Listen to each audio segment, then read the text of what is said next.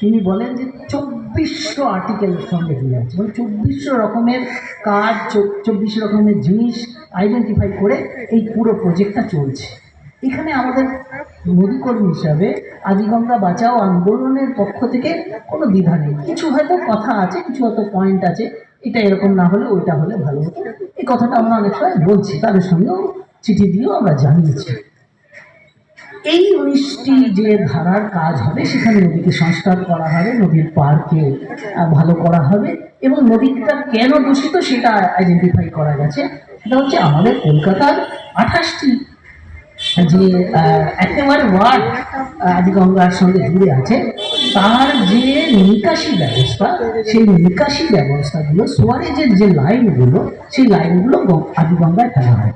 আমরা এটা জেনে নিই যে প্রায় 70 দশক পর্যন্ত গঙ্গার দিকে কিন্তু কোনো ড্রেন যেত না। কেন?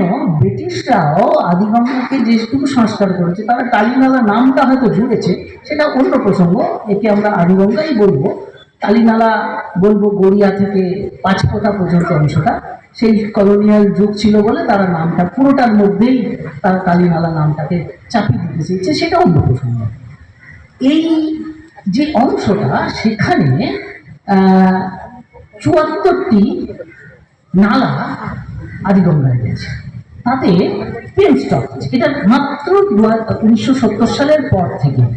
তখন আমার এক পুরনো সাথী এরকম খুঁজতে গিয়ে একজন বলছিলেন যে ভোলা সেন যখন পিডাব্লিউডি মিনিস্টার, তিনি প্রথম আদিগঙ্গার দিকে নালা ঘোরায়, শহরের নালা ঘোরায়, কারণ শহরের মূল যে নিকাশি ব্যবস্থা সেটা পূর্ব দিকে, অর্থাৎ পূর্ব কলকাতা জলাভূমির দিক হয়ে সেটা বিদ্যাধরী হয়ে সুন্দরবনের দিকে চলে যায়, পশ্চিম দিকে গঙ্গার দিকেও যায় না, এবং আমাদের আদিগঙ্গার দিকেও আসেনি। তার কারণ হচ্ছে আদিগঙ্গাকে বরাবর ব্যবহার করা হয়েছে জলপথ হিসাবে, যানবাহনের প্রয়োজনের দিক থেকে। ওরা ওখান থেকে চাল, ডাল ইত্যাদি পূর্ববঙ্গের জায়গা থেকে এখানে নিয়ে আসা হতো, সহজে যাতে খিদিরপুরের ডকে তোলা যায়। তাই আদিগঙ্গা থেকে একটি শাখা তারা বার করেছিল, বোট ক্যানেল। আপনারা দেখেছেন চেতলার দিকে গেলে ওই বোট ক্যানেলটা দেখা যায়। সোজাসুজি আমাদের এই বেহালা ঢোকার জন্য যখন আমরা তারাতলার ব্রিজ পার করি, সেখানে ওই বোট ক্যানেলটা খিদিরপুরের দিকে গেছে। তো সেটা তো ব্যবহার অনেক কমে গেছে এবং জলপথ হিসাবে এখন আর ব্যবহার হচ্ছে না। এই 70-এর পর থেকে 74টি সোয়ারেজ লাইন ওর দিকে গেছে। একটা অন্য মতো আছে, এটা 97 কেউ কেউ বলে, কেউ কেউ মানে কোনো কোনো ইঞ্জিনিয়াররা বলেন, কিন্তু এই এনএলসি যে প্রজেক্টটায় আমরা যা দেখেছি সেটা প্রায় 303 পাতা একটা প্রজেক্ট। সেখানে 74টা সোয়ারেজ লাইন, এবং সেই 74টা সোয়ারেজ লাইনের যে পেন স্টকগুলো, মানে ছোট ছোট যে গেটগুলো, সেই গেটগুলোকে যদি আটকে দেওয়া যায়, তাহলে এই সোয়ারেজ লাইন থেকে আর দূষিত জল আদিগঙ্গায় যায় না।